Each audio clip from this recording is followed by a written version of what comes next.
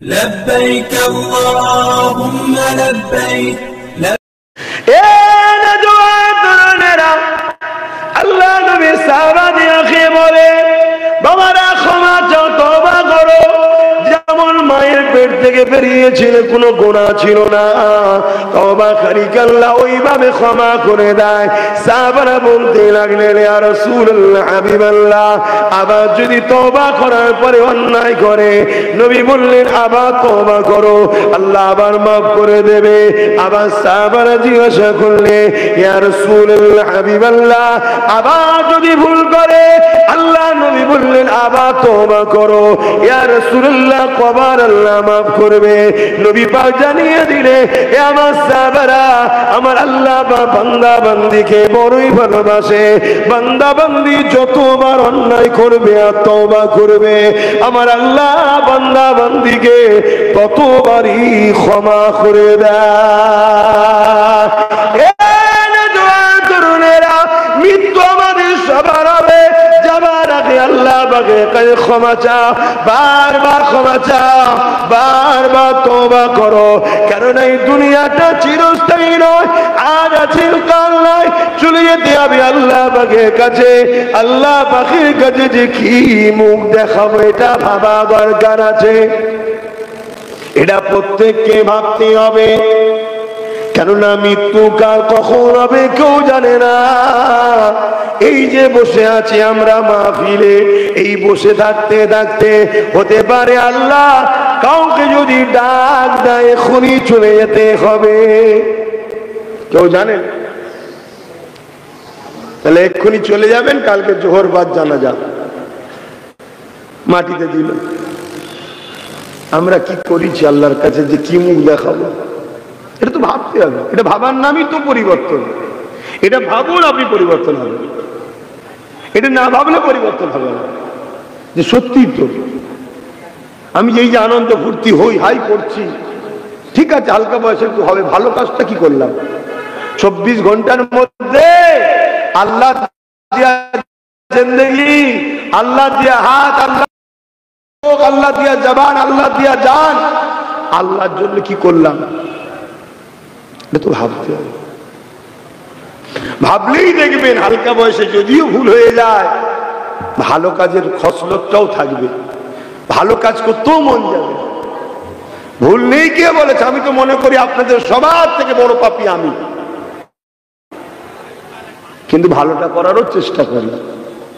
আমার বক্তব্য হালকা বয়সে একটু হয়, কিন্তু ভালো গুণটা আমাদের থাকতে হবে। একেবারে আমরা দূরে সরে গেছি, আমরা ইসলামের নিয়ে কোনো গুরুত্বই নয়। আমরা আমাদের পাড়ার মসজিদের দিকে আমাদের কোনো খবর নেই, ঈদগাহর দিকে আমাদের কোনো খবর নেই, যুব সমাজের খবর না নেওয়ার জন্য আমাদের মসজিদগুলো এখন সব বেজাতিদের ইশারায় মুনাফিক মুসলমানরা দখল করে রেখেছে। খেয়াল করে দেখুন, প্রত্যেকটা মসজিদকে বেজাতিদের ইশারায় আর দখল করেছে মুনাফিক মুসলমানরা, দখল করে রেখে দিয়েছে। সেই মসজিদে যে জন্য আল্লাহ রাসূল মসজিদ করেছিলেন সেসব কাজ আর হচ্ছে না। খেয়াল করে দেখুন, আসেন, এখনো সময় আছে, কেননা কিয়ামতটা বড় কঠিন হবে। আল্লাহ নবী বললেন ময়দানে মাশরেতে এমনও পাপ পাওয়া যাবে, নিজের ছেলেকে জমিনে শুইয়ে দিয়ে তার বুকের উপরে পা দিয়ে দাঁড়িয়ে যাবে। ময়দানে মাশরে এমনও ছেলে পাওয়া যাবে, নিজের জন্মদাতা বাপকে জমিনে শুইয়ে দিয়ে তার বুকের উপরে পা দিয়ে দাঁড়িয়ে যাবে। কিয়ামতের দিনে এমনও মা পাওয়া যাবে, নিজের ছেলেকে মেয়েকে জমিনে শুইয়ে দিয়ে তার বুকের উপরে পা দিয়ে দাঁড়িয়ে যাবে। কিয়ামতের দিনে এমনও মেয়ে পাওয়া যাবে, নিজের জনম দুঃখিনী মাকে জমিনে শুইয়ে দিয়ে তার বুকের উপরে পা দিয়ে দাঁড়িয়ে যাবে।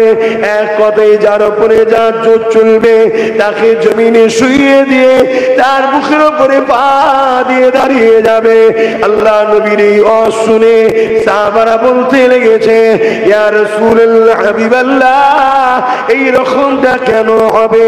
আল্লাহ নবী বলতে লাগলে, এ বাবা সাহাবারা, সূর্য এখন কোটি কোটি মাইল দূরে রয়েছে, সেই দিনে সূর্য মাথার এক বেদা ইখতিলাফ হাত উপরে আল্লাহ পা নামিয়ে দেবে। সূর্যের বর্তমান যে তাপ আছে এ থেকে 12 গুণ আরো তাপ বেড়ে যাবে। ভাবুন, এই সূর্যের তাপই আমরা সহ্য করতে পারছি না, যেটা কোটি কোটি মাইল দূরে, আর এখন যেটা আছে এ থেকে আরো 12 গুণ তাপ বাড়বে। আর মাথার এক বেগদা ইখতিলা এক হাত উপরে নামিয়ে দেওয়া হবে। আপনি কি ভাবছেন? আপনি দাঁড়াবেন না? আমি দাঁড়াবো না? ময়দানে মাশর তো সবাইকে উঠানো হবে।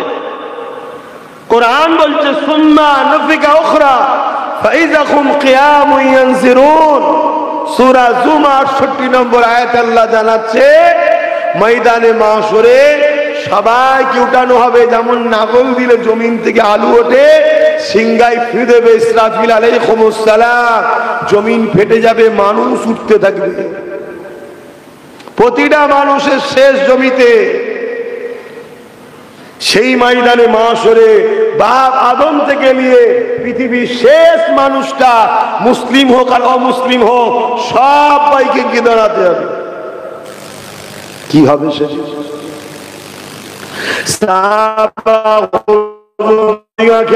নবী বলতে লাগলেন, এই সূর্যে তাপেতে লোহা যেমন আগুনে দিলে পুড়ে লাল হয়ে যায়, জমিনটা পুড়ে লাল হয়ে যাবে। ওই জমিনের উপরে মানুষ দাঁড়াতে পারবে না।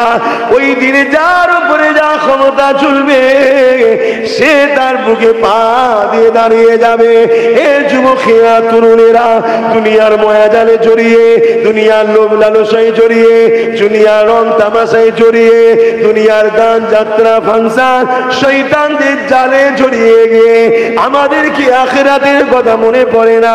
ওই দিনে তোমাকে আমাকে দাঁড়াতে হবে। এই সমাজে হাজার নয় লাখ লাখ যুবক দুনিয়া থেকে চলে যেতে লেগেছে।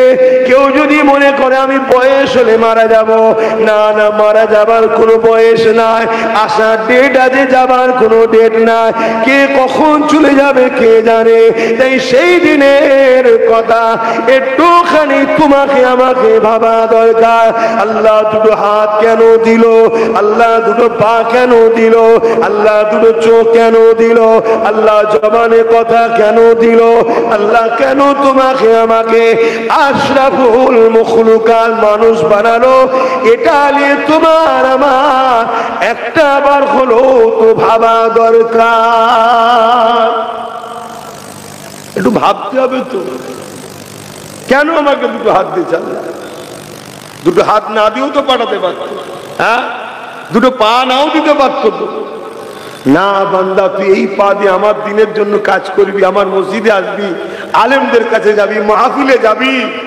এই হাত দিয়ে আমার দিনকে বাঁচাবার জন্য তুই লড়াই করবি, গরিবকে দান করবি, বিধবাকে দিবি, মা বাপের সেবা করবি, হালাল ইনকামও করবি। আর যখন চাওয়ার দরকার হবে আমার কাছে চাইবি। এজন্য তো আল্লাহ হাত দিয়েছে। যেটা দিয়েছে সেই জন্যে কতটা কাজ করলাম আর তার বিরুদ্ধে কতটা কাজ করলাম, আমাদের নিজেদের ঘরে তো অঙ্ক করতে হবে। সারাদিনে আল্লাহ দিয়ে হাত দিয়ে আল্লাহর পক্ষে কতটা কাজ করেছি আর আল্লাহর বিরুদ্ধে কতটা কাজ করেছি, এটা তো ভাবতে হবে। আজ হয়তো আমাদের বয়স এখন হালকা, আজ হয়তো আমরা পাপটা বেশি করে ফেলছি, কিন্তু সাথে সাথে যদি ভালোটাও করে চলতে পারি তাহলে তো একদিন আমাদের মৃত্যু হবে, বয়স হবে। সেদিন তখন এই মুরব্বী বাপের আর কোনো ভালো খারাপ কাজ করে? সেদিন তখন দেখবেন আমাদের ভালো কাজটাই বেশি হচ্ছে। কিন্তু যদি হালকা বয়সে আমরা আমাদের ধর্মের গুরুত্বের কথা ভুলে যাই, মসজিদে আমাদের যদি যাতায়াত না থাকে, তা স্বাভাবিক তো বেজাতিরা, ইসলামের দুশ্মন যারা, তারা তো চাইবে মসজিদগুলোকে ভেঙে দিবা। আর আমরা যদি যুব সমাজ মসজিদের দিকে যাতায়াত করি, ভাঙতে পারবে? এগুলো ভাবে কেন? কিয়ামত সবার হবে। আহা, নবী আমার আমাকে আপনাকে কত ভালোবাসে। এ নওজওয়ানেরা, আল্লাহ নবী সারা জীবনটা তোমার আমার জন্য কেঁদেছেন। আজও রওজা মুবারকে তোমার আমার জন্য আল্লাহ নবী এখনো কাঁদতেছে। আরো জোরে বলুন না সুবহানাল্লাহ। কে আছে এত দরদি? সারা জীবনটা তোমার আমার জন্য কেঁদেছে নবী। এমন কোন দিন যায় না রাসূল তোমার আমার জন্য কাঁদেনে। আজ রোজা মুবারকে তোমার আমার জন্য কাঁদতেছেন। আমার রস শুনছেন তো নাকি? নবী রওজা মুবারকে কি করছে বলুন? আমি সবাইকে জিজ্ঞেস করছি, প্রত্যেকটা উম্মতকে জবান খুলে বলতে হবে, আল্লাহ নবী তোমার আমার জন্য রওজা মুবারকে কি করছে? সবাই বলো কি করছে? আমরা কখনো সেই নবীর জন্য কেঁদেছি? তাহলে কত খারাপ হয়ে গেলাম, কত আমরা খারাপ হয়ে গেলাম। আচ্ছা ঠিক আছে যান, না ঠিক আছে, ঠিক আছে যান, যে যে ভালো। ছেড়ে দাও না, চলে যাচ্ছে, তোরা টানাটানি করছি, বিয়াদবি হচ্ছে। আমি আমার বাপের কথা বলছি নি, আমার নবীর কথা বলছি। পিছখানে রুকলে হয়? যান, বয়স হয়েছে, কথা বুঝতে হয়। শুনছেন তো নাকি? হ্যাঁ, বিয়াদবি হয়ে যাবে না। নবীর কাছে কেউ নয়, এটা মাথায় রাখতে হবে। ভালোবাসা ভালোবাসার জায়গায়, সম্মান সম্মানের জায়গায়। আমার রাসূল পাক সাল্লাল্লাহু আলাইহি সাল্লাম সারা জীবন আমাদের জন্য কেঁদেছে, আজও কাঁদছে। আমরা কখনো কাঁদলাম না। আমাদেরও তো উচিত সেই নবীর একটু আমাদের ভাবা দরকার, সেই নবীর জন্য আমাদের একটু চিন্তা করা দরকার। সেই নবীর দিন আমাদের কাছে রাসূল রেখে গেছে, যে রাসূল কত কষ্ট করে এই দিনটাকে কায়েম করেছে। আল্লাহ নবী জীবনে এমনও দিন গেছে, নবী আমার সিজদায় পড়েছে, মক্কার মুশরিক জালিমেরা আমার নবী পাককে কষ্ট দেবে বলে আল্লাহ নবীর পিঠেতে পচা দুম্বার পুরি চাপিয়ে দিয়েছে। নবী আমার ভারী পচা দুম্বার পুরি তুলতে পারেনি। নবী আমার সিজদায় পড়ে গিয়ে চোখের পানি ফেলে দিয়ে রব্বি রব্বি রব্বি করে সুবহান রাব্বিল আলা তাসবিহ পড়তে পড়তে আল্লাহ নবী কাঁদতে লেগেছে। এ যুবকেরা, তরুণেরা, আল্লাহ নবীর কলিজার টুকরি হযরতে খাতুনে জান্নাত ফাতিমা আয-জাহরা রাদিয়াল্লাহু তাআলা আনহা এই সময় যখন দেখতে পেয়ে যায় আমার আব্বা জান সিজদায় পড়ে রয়েছে, আর মক্কার মুশরিক জালিমেরা আমার আব্বা জানের পিঠেতে পচা দুম্বার পুরি চাপিয়ে দিয়েছে। একদিকে যেমন ভারী, আর একদিকে তেমন দুর্গন্ধ। হযরতে খাতুনে জান্নাত তখন ছোট শিশু ছিলে, আগিয়ে এসে কোন রকম ভাবে কষ্ট করে আব্বা জানের পিঠ থেকে ওই পচা দুম্বার ভুঁড়ি খানা নামিয়ে দিল। আল্লাহ নবী তখন মাথাটা তুললে নিঃশ্বাসিতে নবী পাকের একটু আরাম হলো। এ যুবকেরা, এ নবী পাকের প্রেমিকেরা, আমার নবী পাককে কত কষ্ট দিয়েছে। সেই নবীর উম্মত হয়ে তোমার আমার হৃদয়ে যদি নবী পাকের জন্য মহব্বত ভালোবাসা থাকে, তোমাকে আমাকে তো ভাবতে হবে সেই নবীর দিনের ক্ষতি যেন আমার দ্বারা কোনোভাবে হয়ে না যায়। উপকার যদি করতে না পারি, নবীর দিনের ক্ষতি যেন না করে ফেলি। আজ আমরা উম্মত নবীর দিনের ক্ষতির পিছনে সব থেকে বড় যদি কাউকে 1 নম্বর আসামি করেন, সেটা হলো উম্মত দাবিদার একদল মুনাফিক মুসলমানদের জন্যই নবীর দিনের ক্ষতি হচ্ছে। আমার কথা কি আপনাদের অপছন্দ হলো নাকি? তো সেই কাতারে, সেই দলে, সেই জামাতে, সেই কর্মকাণ্ডের সাথীদের সাথে আমরা জড়িয়ে যাচ্ছি না তো? এটা আমাদেরকে ভাবতে হবে। আল্লাহ ছাড় দিয়েছে, ছেড়ে দেয়নি। বিচার তো আখিরাতে হবেই হবে। আল্লাহ সূরা বাকারার মধ্যে বলছে, তোমরা যখন আমাকেও আমার হাবিবকে ভুলে যাদের দলদাস হয়ে থাকবে, আমি আল্লাহ তাদের হাতে তোমাদেরকে মিটাবো। আজকে দেখুন, আমরা ধর্ম ভুলে গিয়ে, কর্ম ভুলে গিয়ে, দায়িত্ব ভুলে গিয়ে আমরা যাদের পিছনে ছুটেছি, যাদেরকে নিয়ে বাহবা দিয়েছি, আজকে তারাই দেখুন আমাদেরকে শেষ করার জন্য উঠে পড়ে লেগেছে। দেখুন, আমরা যে বন্ধুর খুশির জন্য শিরকি কর্মকাণ্ড গেছি, মুশরিকি কর্মকাণ্ড গেছি, ভুল কর্মকাণ্ড গেছি, আজকে রাতারাতি সেই বন্ধুগুলোই এখন আমাদের জানের দুশ্মন হয়ে দাঁড়িয়েছে। খেয়াল করে দেখুন, সব খোদার ইশারাই হচ্ছে। তাই আমি আবার বলবো, আমার যুব সমাজ, এখনো টাইম আছে। তোমার দিলকে রসুলের কদমের সঙ্গে জোড়ো। তুমি দুনিয়াতেও বাদশাহিত্ব ফিরে পাবে, আখিরাতে জান্নাত তো তোমার জন্য অবশ্যই অপেক্ষায় থাকবে। জোরে বলুন সুবহানাল্লাহ। দ্বিতীয় কোনো জায়গা নাই তোমাকে কামিয়াবি দিতে পারে। যদি দ্বিতীয় কোনো জায়গা থাকতো তাহলে আমেরিকা কামিয়াবি হতো। আমেরিকা কামিয়াব নয়। আমেরিকাতে প্রতি 1 সেকেন্ডে একটা নারী ধর্ষিত হয়, খুন হয়। আমেরিকাতে দুর্নীতি, খুন, মার্ডার, খুনোখুনি ভরে গেছে। আমেরিকাতে ধোঁকা, প্রতারণা, চিটিংবাজি ভরে গেছে। আমেরিকাতে সংসার গুনার হচ্ছে না, সব ডিভোর্স হয়ে যাচ্ছে। তাহলে সুখ ওরা দিতে পারেনি। হয়তো মিডিয়ার জোরে, অস্ত্রের জোরে সুপার পাওয়ার দাবি করে আছে, কিন্তু প্রকৃত শান্তি তো এখানে থাকে। ওটা আমেরিকাতে নাই, ওটা আমার নবীর মদিনা ওয়ালাদের কাছে আছে। জোরে বলুন সুবহানাল্লাহ। তাই আমি বলবো, যুবক, তোমার একটাই জায়গা, নিজেকে মোহাম্মদ রসুলের কদমে জোড়ো। হালকা বয়সে ভুল হয়ে যায়, কিন্তু তোমার কথা, তোমার আখলাকে, তোমার লক্ষ্য, আমি নবীর দিনের পাহারাদার হব, এটা তোমার মাইন্ডে যেন থাকে। তবেই তো তুমি সাকসেসফুল, তবেই তো তুমি গেনার। আল্লাহ তোমাকে পাঠিয়েছো তো এই কাজের জন্য, না হয় বেকার তুমি। দুনিয়া হয়তো তোমাকে অনেক পাম দেবে, তোমাকে হয়তো অনেক সেলিব্রিটিরা তোমাকে ডাকবে, অনেকে অনেক কিছু তোমার নিয়ে বলবে, কিন্তু তুমি হাকিকতে সাকসেসফুল নয়। হাকিকতে সাকসেসফুল হতে গেলে মুহাম্মদ রাসূলের গোলামরাই হয়। জোরে বলুন সুবহানাল্লাহ।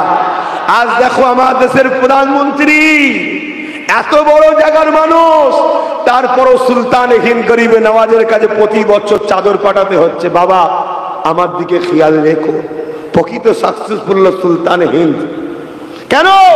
মুহাম্মদ রাসূলের প্রকৃত গোলাম ছিল। জোরে বলুন সুবহানাল্লাহ। আজ দেখো, এত মানুষ, কোটি কোটি হযরত আবু বকর সিদ্দিক ৮০-৮৫ বছরের বেশি হলো চলে গেছে। আজও তার মাজারের কাছে নেতা মন্ত্রী ক্যাটা থেকে শুরু করে কেউ বাদ যায়নি, সব এসে হাজির হচ্ছে। কেন? প্রকৃত সাকসেসফুল হয়েছে কেন? মুহাম্মদ রাসূলের গোলাম ছিল। জোরে বলুন সুবহানাল্লাহ। তাতে হুজুরের গোলাম ছাড়া দ্বিতীয় কোনো অপশন নাই। এবারে গোলামের কোয়ালিটি আছে, ওনারা এ ক্যাটাগরির গোলাম, কমসে কম তুমি গোলাম তো হও। আর গোলাম মালিকের যদি উপকার করতে না পারে, মালিকের ক্ষতি করবে না, এটা গোলামের বৈশিষ্ট্য।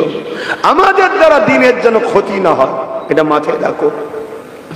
কেননা আমার নবী পাক এত কষ্ট করেছেন আল্লাহ নবী কথা বলার জন্য, ইসলামের মেসেজ দেওয়ার জন্য, নাই কথা বলার জন্য। তৎকালীন যারা জালিম অত্যাচারী শাসক ছিল, জালিম অত্যাচারী ধর্ম ব্যবসায়ীরা ছিল, এরা দুজন মিলে আল্লাহ নবীর বিরুদ্ধে লেগে গেল। নবী পাকের উপরে এত জুলুম করেছে, এমনও দিন গেছে আল্লাহ নবী পাহাড়ে চলে গেছে, গাছের পাতা ফল মূল খেয়ে আল্লাহ নবী জীবন ধারণের মাধ্যম করেছে। রাত্রিরে নিরিবিলি নিঝুমেতে এমন করে দিনের প্রচার করতে হয়েছে। এ যুবকেরা, তরুণীরা, বাপেরা আবার নতুন করে সেই জালিমদেরই উত্তরসূরিরা ইসলামের প্রচারকে বন্ধ করে দিতে চাইছে, কোরআনের প্রচারকে বন্ধ করে দিতে চাইছে, দিনের পেহচান মসজিদ মাদ্রাসাগুলোকে ভেঙে দিতে চাইছে, মিটিয়ে দিতে চাইছে। এরা সেই আবু জেহেলেরই উত্তরসূরি। আমাদের উচিত হবে এদের হাত থেকে আল্লাহ নবীর দিনের হিফাজত করা। আমাদের উচিত হবে এদের হাত থেকে আল্লাহ নবীর দিনের পেহচান মসজিদ মাদ্রাসার জন্য নিজেদেরকে ঢাল বানিয়ে দেওয়া। বিশ্বাস আল্লাহ পাক তিনি যথেষ্ট, তিনার ঘরের জন্য, তিনার দিনের জন্য তিনি যথেষ্ট। কিন্তু তুমি আমি যদি আল্লাহকে এই প্রেমটা দেখাতে পারি, ও রাব্বি আল্লাহ, আমি আপনার বড় গুনাহগার খাতাকার বান্দা, কিন্তু আপনার দিনের উপরে কোনো আঁচড় এলে আমি নিজের জানকেও কুরবান করতে পারি, আমি প্রথম সারিতে দাঁড়াতে পারি। হতে পারে আমার আল্লাহ তিনি এত দয়ালু, তোমার এই ভালো কাজের জন্য তোমার জীবনের গুনাহকে মাফ করে দিয়ে জগৎ বিখ্যাত আল্লাহর ওলিও বানিয়ে দিতে পারে। কেননা ইতিহাসে আমরা পড়েছি বিশাল হাফি নামে একটা যুবক ছিল, হালকা বয়সে একটা সময় বন্ধুদের পাল্লায় অন্যায় করেছে, ভুল রাস্তাতে ছিল। একই রাস্তা দিয়ে যেতে যেতে আল্লাহ পাকের নাম লিখে একটা কাগজ পায়, বিসমিল্লাহির রহমানির রহিম। ওই কাগজটা তুলে নিয়ে আদর করে বুকে জামাই মুছে চুমা দিতে লেগেছে। আল্লাহ পাক খুশি হয়ে গেলে, আরে আমার বান্দা রে, তুই আমার নামে সম্মান দিয়েছি, আমি আল্লাহ তোকে আর সারাবি রাখবো না, আমি আল্লাহ তোকে আর খারাপ রাস্তায় রাখবো না। তুই যখন আমার নামে সম্মান দিয়েছি, আমি আল্লাহ তোকে তামাম পৃথিবীর কাছে সম্মানিত করে দেব।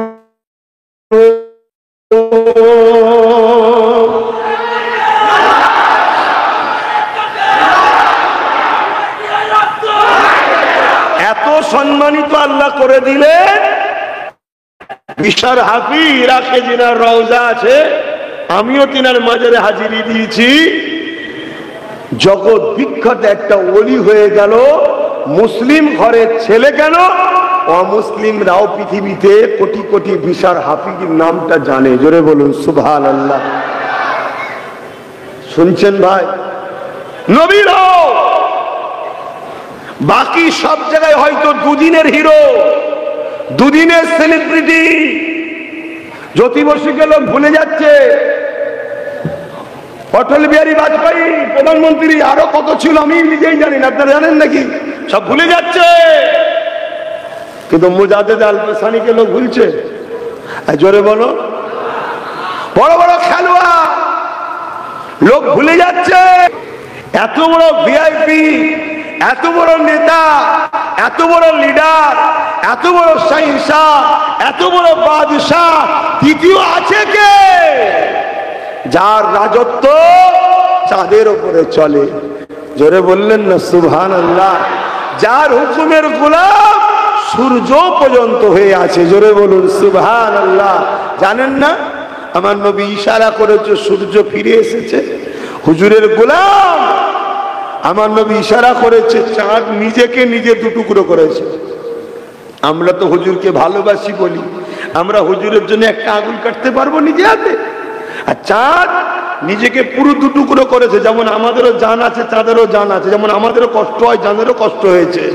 কিন্তু গোলাম কাকে বলে? চাঁদ দেখিয়ে দিয়েছে। গোলাম কে বলে? যেখানে আমার হুজুরের শানের ব্যাপার আসবে, ওখানে আর নিজের অস্তিত্ব, নিজের আরাম আয়েশের কথা মনে করলে হবে না, ওখানে জীবন দিয়ে হলো হুজুরের শান মর্যাদার ঝান্ডাকে তুলতে হবে। জোরে বলুন সুবহানাল্লাহ।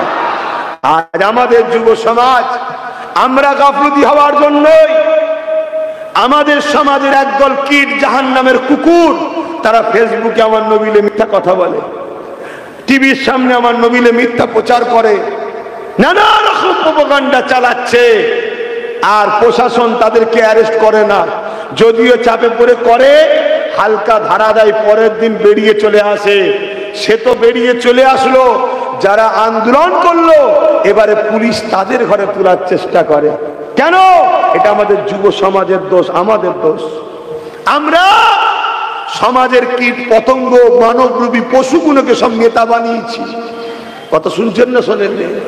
তারা আমার রসুলের দুশ্মনী করে, তারা ক্ষমতার আসনে বসে তাদের পিছনে কিছু লোককে সাহায্য করছে। তুই এটা লেখ, আমি তো আছি, ক্ষমতা তো আমার হাতে, পুলিশ তো আমার হাতে।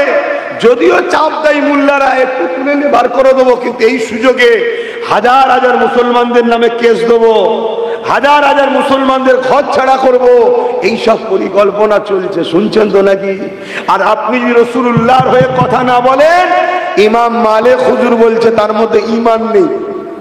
তাহলে একদিকে আপনাকে বলতে হবে, অপর দিকে বলতে গেলে আপনাকে আবার মিথ্যা কেসে জড়িয়ে দেওয়া হবে। এর জন্য আমরাই তো দোষী, আমরাই তো দোষী। কেন? আমাদের ডিউটিকে কাঁধ থেকে ফেলে দিয়েছি। আল্লাহ আমাদেরকে পাঠিয়েছে নেতৃত্ব দিবার জন্য, আল্লাহ আমাদেরকে খেলাফত খলিফা করে পাঠিয়েছে, প্রতিনিধিত্ব করার জন্য পাঠিয়েছে। গরিবের সেবা, বিধবার সেবা, এতিমের সেবা, অসহায়ের সেবা, রাষ্ট্র সেবা, এগুলো করার জন্যই তো আল্লাহ পাঠিয়েছে আমাদের ঘরে। আমরাই তো ইনসাফ প্রতিষ্ঠিত করব, আমরাই তো ন্যায় প্রতিষ্ঠিত করব, আমরাই তো সুবিচারের ব্যবস্থা করব। কিন্তু আমরা হাল ছেড়ে দিয়ে যত সব 2 নম্বর জাহান্নামের কীটগুলোর হাতে সব দায়িত্ব দিয়ে দিয়েছি। আর তারা নিয়ে আমাদেরকে তো লুটছে, আর সমাজের সর্বশ্রেণীর গরিবদের উপর জুলুম করছে, আর সব পাপের বোঝা আমাদের মাথায় আল্লাহ চাপাচ্ছে। আমার ওয়াজ বুঝছেন তো নাকি? ভুল হচ্ছে নাকি? কেন? সবচেয়ে বড় গাদ্দার তো আমাদের কওমের একদল মোল্লা মৌলভী সাহেব আছে, যারা শুধু বলে ওসব আমরা করি না, ওসব নিয়ে ভেবো না, আর অথচ তাদেরই সব ভেতরে ভেতরে বসে সেটিং নেতাদের সাথে সব লেনদেন টেবিলের তলা দিয়ে হচ্ছে। শুনছেন তো নাকি?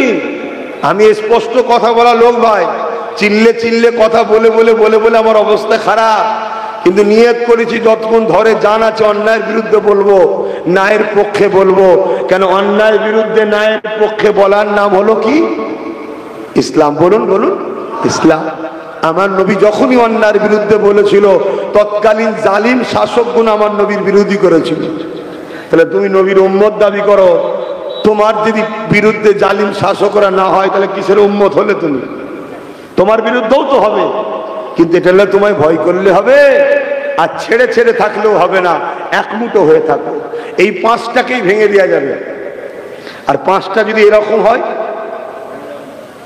এইটাই আমি করতে চাইছি, এটাই আমি বুঝাতে চাইছি।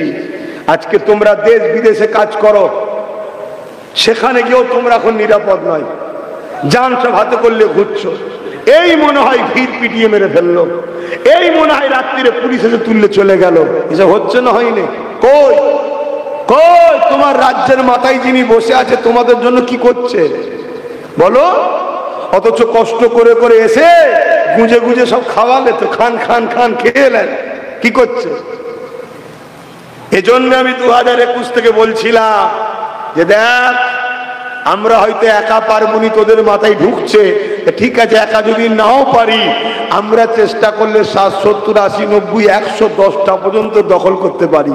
তো বাকিটা যে যা লাইন লিখে যাক, আমাদের হাতে তো কিছুটা রাখার পরে কেউ যদি বলে যে ভাই আমাকে সাথ দে, আমি তার সাথ দেবো। কিন্তু আমার দিয়া পা, এই যে চেয়ারের 4টে পা, একটা আমি লাগাবো বস, বসে যদি পাকামো করিস আমি পা খুলে নেবো, তোকে ফেলে দেবো। এটা বলেছিল আমার কম, কিন্তু আমার কথা বোঝে না। এখন বুঝছে না বোঝে না? একটু আওয়াজ দেবেন, একটু বুঝছে না বোঝে না? যদি বোঝেন এখনো সময় আছে, শুধরে যান, এখনো টাইম আছে। কেন? আর একটা আইন কেন্দ্র সরকার করতে চাইছে। ওই আইনটা হলো এটাই, তোমরা ভারতবর্ষে থাকবে, নাগরিকত্ব পাবে না। শুনছেন তো নাকি? এখনো কিন্তু ওটা করতে পারেনি, কিন্তু করার জন্য ওরা কিন্তু এক পা। আর মনে রাখবে, সব পাখি মাছ খায় আর মাছ রাঙার দোষ হয়। ভেবনি শুধু কেন্দ্র সরকার একা আমাদেরকে মিটাচ্ছে, সব রসুনের মাথাগুলো আলাদা থাকলেও পিছনগুলো কিন্তু এক জায়গায়। দেখেছেন রসুন? রান্নাঘরে ঢোকেন না নাকি? মা বোনদের সাথে, বিশেষ করে স্ত্রীর সাথে রান্নায় সহযোগিতা করা, এটা নূর নবীর সুন্নাত। জোরে বলুন সুবহানাল্লাহ। আমার নবী পুরো দুনিয়া আখিরাত বাদশা হওয়ার পরও নিজের স্ত্রীর সঙ্গে টাইম দিতেন, রান্নাঘরে স্ত্রীর সঙ্গে কাজ করে দিতেন, আবার শক্ত জিনিসকে চিবিয়ে চিবিয়ে আম্মাজানদের গালে খাইয়ে দিতেন। জোরে বলুন সুবহানাল্লাহ। এটা হলো সুন্নাত। সংসারও করতে গেলে হুজুরের মতো করতে হবে, মহব্বত তৈরি হবে। কথা বুঝে আসছে? দুনিয়ায় অন্য কাউকে ফলো করে লাভ নেই, সব ধোঁকা, রং তামাশা। হুজুর হলেন অরিজিনাল। তো রসুন দেখবেন মাথাগুলো আগে পিছু থাকলেও পিছনটা দেখবেন এক জায়গায়। এদের জার্সি আলাদা হতে পারে, কালার আলাদা হতে পারে, নাম আলাদা হতে পারে, এদের সবার স্টাইল আলাদা হলো, প্রোডাক্ট কিন্তু একটাই বিক্রি করছে, সেই নাগপুরের প্রোডাক্ট। শুনছেন তো নাকি? এই নাগপুরের। না হয় বলুন তো ভাই, আমি কোন ধর্মকে ছোট করছি না, যার ধর্ম তার কাছে, কিন্তু অন্য ধর্মের ধর্মীয় কোন প্রোগ্রামের খাদ্য ইসলামের জন্য হালাল না হারাম? একটু জোরে বলবেন, জোরে বলবে। কোন জায়গায় যদি শিরক হয়, গান বাজনা হয়, সেই মেলার খাদ্য কেউ যদি খিনে বিসমিল্লাহ বলে খায়, সে কাফের হয়ে যাবে, ফতোয়া। শুনছেন তো নাকি? তাহলে মেলার খাবার খেলে হারাম। কেন হারাম? কেন মেলায় বেশরিয়াতি কাজ হয়, নাচ হয়, গান হয়, ইসলাম বিরোধী কাজ হয়, তার জন্য সেই খাদ্যটা খাওয়া হারাম। আর যেখানে শিরক হয়, সেই অনুষ্ঠানের খাদ্য খাওয়া কি হারাম নয়? আজকে বড় প্ল্যান করে প্রত্যেকের বাড়িতে হারাম খাদ্য ঢুকাবার একটা পরিকল্পনা করছে। আলেম উলামা ইমাম মসজিদে প্রতিবাদ করছে। কিছু মাথায় ঢুকছে না? এক কথা বলছেন না কেন? ঢুকছে না মাথায়? কেননা এই শয়তান গুলো জানে, এ বেঈমান গুলো জানে, মুসলমানদের ঘরে হারাম খাদ্য যদি না খাওয়ানো যায়, এদের রক্তটা হালাল থাকবে, হালাল রক্ত দিয়ে হালাল সন্তান হবে, ওই সন্তান ইসলামের কাজে লাগবে। আর মুসলমান দিয়াকে যদি ছলে বলে কলে কৌশলে হারাম খাদ্য গুলোকে খাইয়ে দেওয়া যায়, এদের রক্ত গুলো অপবিত্র হারাম হয়ে যাবে। হারাম রক্ত শরীরে থাকলে পাক জান্নাতে যাবে না। হারাম রক্ত শরীরে দৌড়ালে তার দিল মসজিদের দিকে টানবে না, তার দিল মাদ্রাসার দিকে ডাকবে না, তার দিল মসজিদ মাদ্রাসার পক্ষে থাকবে না। এই জন্যই তো আজকে এত বড় একটা আইন হয়ে গেল, কালা কানুন আইন। এই আইনের প্রতিবাদে মুসলমানের সেইভাবে কোনো ভূমিকা নাই।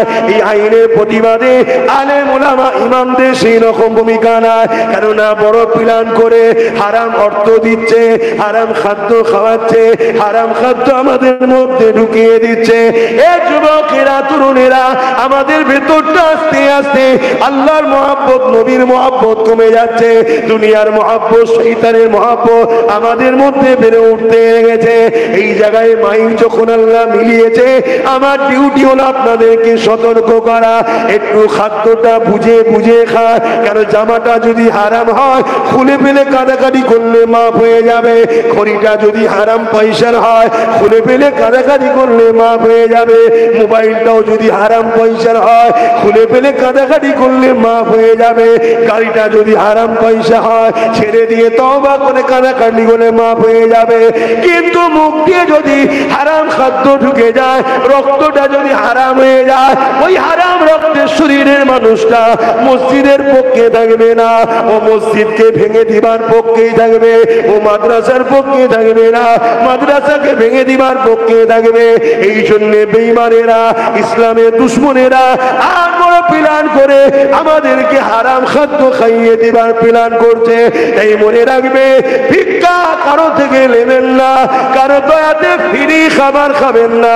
হ্যাঁ, একটা সুদ করে বাড়ি, আপনি যদি যে কাজ করে ওই কাজের যদি মজুরি 1 লাখ হয়, আপনি 1 লাখ টাকাই নেবেন, ওটা কোনো হারাম নয়, ওটা হলো আপনার মজুরি হালাল। কিন্তু সুদখোর যদি আপনাকে ফ্রিতে 1 কাপ চা দেয়, ওই চাটা খাওয়া আপনার জন্য হারাম। শুনছেন তো নাকি? ফ্রি খাবার খাবেন না, ফ্রি নেবেন না। কেন? শয়তানরা কোনোভাবে আমাদেরকে শেষ করতে পারেনি। যুগে যুগে অস্ত্র শয়তানদের ছিল, পাওয়ার শয়তানদের ছিল, জালিমদের হাতেই ক্ষমতা ছিল। কিন্তু বিজয় বদরে আমাদের হয়েছে, উহুদে আমাদের হয়েছে, খাইবারে আমাদের হয়েছে, মুতায় আমাদের হয়েছে, হিন্দুস্তানে বিজয় হয়েছে। জোরে বলুন সুবহানাল্লাহ। কিসের জোরে? ইমানের জোরে। ইমান কোন দিক দিয়ে এখন পাচ্ছে না, এবারে হারাম খাদ্য খাবার প্ল্যান চলছে। তা আমার দায়িত্ব বলা না বললাম, এইটা বলাতে হারাম খোরগুলো আমার দুশ্মন হবে না? হবে না? হবে। আর আমি এতটুকু জানি, হারাম খোর যাই করুক না কেন আমার কিচ্ছু করতে পারবে না, যেটা আমার তকদিরে খোদা লিখেছে সেটা হবে। তো খোদার উপরে ভরসা যখন আমার রয়েছে, তো খোদা যদি আমাকে কারাগারের মধ্যে বন্দি করিয়ে পচিয়ে পচিয়ে মেরে যদি খোদা খুশি হয়, তা আমি খোদার জন্য রাজি আছি। আর খোদা যদি আব্বাস সিদ্দিকীকে হক কথা বলাবে, পরও জালিমের ক্ষমতা নেই আমাকে টাচ করার, এই ফায়সালা যদি রাখে, জালিম কিচ্ছু করতে পারবে না। এটা খোদার শান, এটাই খোদার তাকত, এটাই হলো আমার আল্লাহর পাওয়ার। কিন্তু আপনাদের ঘরে বলছি, যুবক, তোমরা কি একটু ভাববে না? তোমরা কি তোমার নবীর দিনের কথা একটু চিন্তা করবে না? যে এত কষ্ট করে আমার নবী নিয়ে এলো দিনটাকে, উহুদের ময়দানে মার খেলো, তাইফের জমিনে আল্লাহ নবী পুরো রক্তাক্ত হয়ে গেলেন, নবী পাকের খুনেতে নবী পাকের জুতা মুবারক পর্যন্ত ডুবে গেল, এত খুন নবী পাকের বেরিয়েছে। কি জন্য? নবী তোমাকে ইনসাফের কথা শিখাতে গেছে, ইনসানিয়তের কথা শিখাতে গেছে, গরিবের অধিকার, এতিমের অধিকার, বিধবার অধিকার, তোমার মালিক একজন আল্লাহ, এইটা শিখাতে যাওয়ার জন্য তায়েফবাসী সন্ত্রাসেরা, জালিমরা আমার নবীকে মেরেছিল। সেই